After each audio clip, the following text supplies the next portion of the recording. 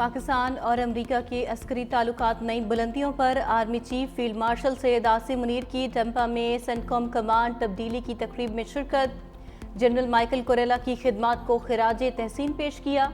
دو طرفہ عسکری تعاون کے فروغ میں جنرل کوریلا کے کردار کی تعریف۔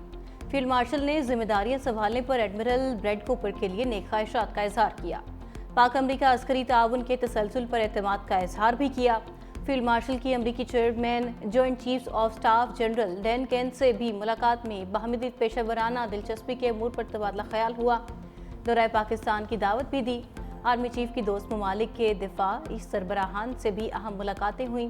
فیلڈ مارشل کی پاکستانی کمیونٹی سے بھی ملاقات، اپنے خطاب میں روشن مستقبل پر اعتماد رکھنے کی اپیل، وطن عزیز میں سرمایہ کاری کی ترغیب، پاکستانی کمیونٹی کی جانب سے پاکستان کی ترقی اور خوشحالی میں تعاون کے عزم کا اظہار۔ مودی سرکار ہر محاذ پر ناکام، معاشی اور سفارتی ناکامیوں کے بعد اپوزیشن کی جانب سے انتخابات میں دھاندلی کے سنگین الزامات نے مودی کی مشکلات مزید بڑھا دیں۔ پاکستان کے ساتھ جنگ بندی اور امریکہ سے سفارتی سرد مہری بھی مودی کے لیے امتحان بن گئی۔ بین الاقوامی جریدے روئٹرز نے موجودہ دور کا مودی کے دور اقتدار کا مشکل ترین وقت قرار دے دیا۔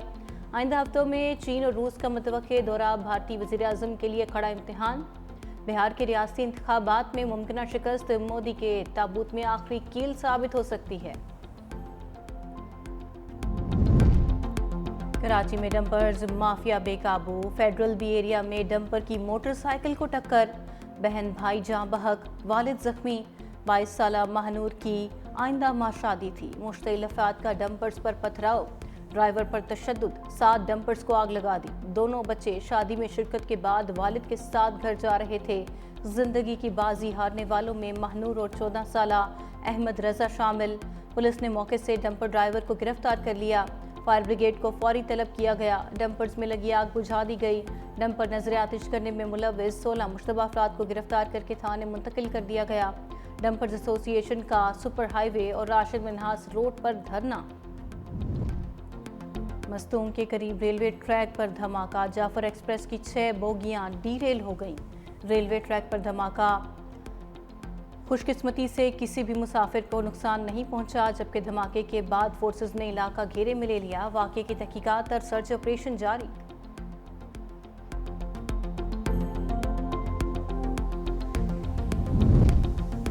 غزہ میں بھوک اور قحط کا راج، صفاق اسرائیل کی پیدا کردہ غذائی قلت سے مزید 11 فلسطینی انتقال کر گئے۔ بھوک کے باعث ہونے والی اموات 212 ہو گئی۔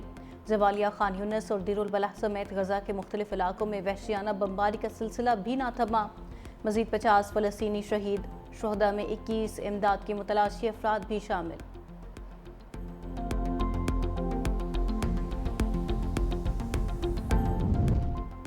اور ملک بھر میں جشن آزادی تقریبات جوش و خروش سے جاری۔ سندھ حکومت کی جانب سے کراچی میں ساحل سمندر پر منی میراتھن نشان پاکستان کا اہتمام۔ محمد سجاد نے پہلی پوزیشن حاصل کر کے میدان مار لیا۔ خواتین میں مہنور نے پہلی پوزیشن حاصل کی۔ جشن آزادی کی مناسبت سے ڈیرہ اسماعیل خان میں بھی رنگا رنگ تقریبات۔ پاک فوج، ضلع انتظامیہ اور محکمہ سپورٹس کے زیر اہتمام سائیکل ریس کا انعقاد کیا گیا۔ ملک بھر سے 70 سے زائد سائیکلسٹ کی شرکت۔ ڈپٹی وزیر اعظم اور وزیر خارجہ اسحاق ڈار کا ترکیہ کے وزیر خارجہ حکان فیدان سے رابطہ، دو طرفہ تعاون اور علاقائی اور عالمی امور پر تبادلہ خیال۔ دونوں رہنماؤں کا غزہ کی سنگین انسانی صورتحال پر گہری تشویش کا اظہار۔ اسرائیل کے مکمل فوجی قبضے کے منصوبے کی شدید مذمت کی۔ اسحاق ڈار نے کہا کہ اسرائیلی منصوبہ بین الاقوامی قوانین اور سلامتی کونسل کی قراردادوں کی کھلی خلاف ورزی ہے۔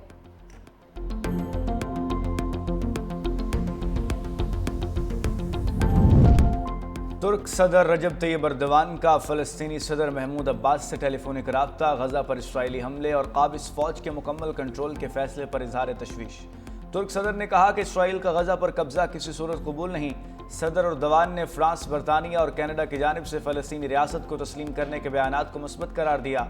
عرب اسلامک وزارتی اجلاس میں بھی غزہ پر قبضے کے اعلان کی مذمت۔ اسرائیلی جارحیت کے فوری خاتمے کے لیے عالمی برادری سے اقدامات کا مطالبہ۔ غزہ کی صورتحال پر سلامتی کونسل کا ہنگامی اجلاس آج ہوگا۔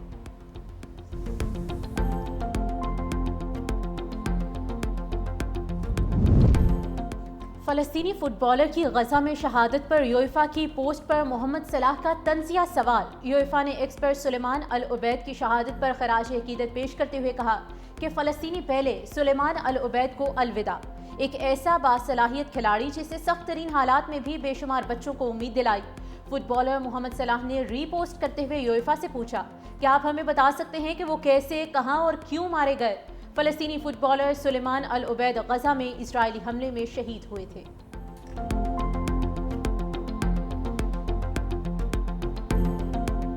دنیا بھر میں فلسطینیوں کے حق میں مظاہرے جاری۔ لندن میں سینکڑوں افراد نے فلسطینی عوام سے اظہار یکجہتی کے لیے ریلی نکالی۔ مظاہرین کا برطانوی حکومت سے اسرائیل کی حمایت بند کرنے کا مطالبہ۔ کینیڈا کے شہر مونٹریال، جرمنی کے شہر برلن میں بھی شہری غزہ میں جاری مظالم کے خلاف سراپا احتجاج ہیں۔ ٹرکی میں عوام کا فلسطین سے اظہار یکجہتی کے لیے احتجاج۔ اسپین کے مختلف شہروں میں شہریوں نے خالی برتن بجا کر انوکھے انداز میں احتجاج کیا۔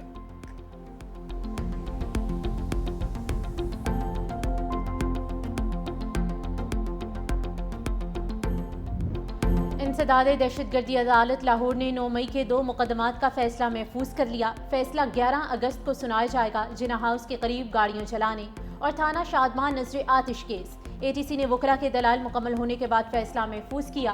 یاسمین راشد، شاہ محمود قریشی سمیت متعدد ملزمان مقدمات میں نامزد۔ تھانہ شادمان کیس میں 41 ملزم شامل۔ راحت بیکری کے باہر گاڑیاں جلانے کے مقدمے میں 25 ملزم نامزد۔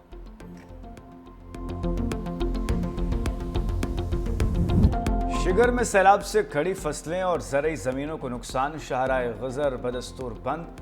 بالائی علاقوں سمیت شندور سے رابطہ منقطع۔ سڑک کی بحالی کا کام جاری۔ سیلاب سے متاثرہ شکومن پاور ہاؤس چینل کی مرمت مکمل ہو گئی۔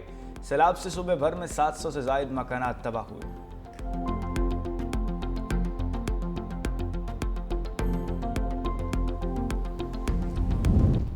ملک بھر میں جشن آزادی تقریبات جوش و خروش سے جاری۔ سندھ حکومت کی جانب سے کراچی میں ساحل سمندر پر منی میراتھن نشان پاکستان کا اہتمام۔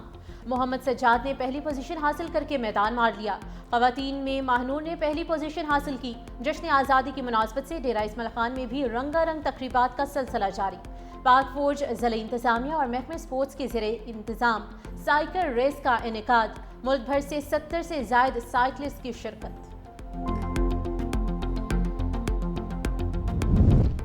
سندھ کی اقلیتی برادری کے لیے بڑی خوشخبری۔ مارکہ حق اور جشن آزادی کی خوشیوں میں شامل کرنے کے لیے اقلیتی محنت کشوں کو ای بائکس دینے کا فیصلہ۔ محکمہ ورکرز ویلفیئر بورڈ کے سیکرٹری رفیق قریشی نے کہا کہ وزیر اعلیٰ کی ہدایت پر ڈیتھ گرانٹ 10 لاکھ اور شادی گرانٹ 3 سے 5 لاکھ روپے ہے۔ ورکرز کے لیے مکمل سولرائزڈ گھر بھی تعمیر کیے جائیں گے۔